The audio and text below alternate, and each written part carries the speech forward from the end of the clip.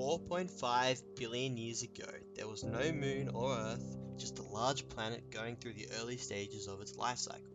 For some reason or another, only 50 million years later, there was a large moon orbiting around this proto-Earth. Today I will tell you about the 4 main theories about the formation of the moon. The fission theory is the idea that the proto-Earth spun so fast in its early days that large chunks broke off and started orbiting. These orbiting pieces were then pulled together to form the moon. This is unlikely to have happened due to the lack of evidence supporting the fast spin of the proto-Earth. The capture theory proposes the idea that the moon was not formed around Earth, but was formed somewhere else in the solar system. This large terrestrial satellite was then captured in the gravitational field of the Earth.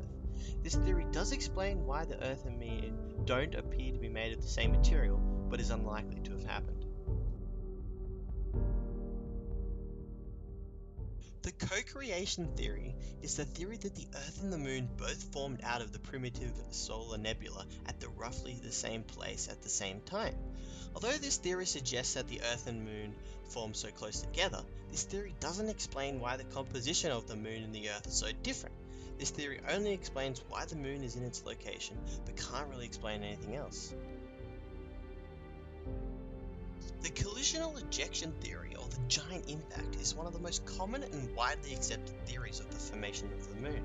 The theory is that a large body, roughly the size of Mars, collided with a proto-Earth, increasing its mass. The ejected material from this collision stayed in close proximity to the proto-Earth and was then bound together by gravity to form the Moon that we know.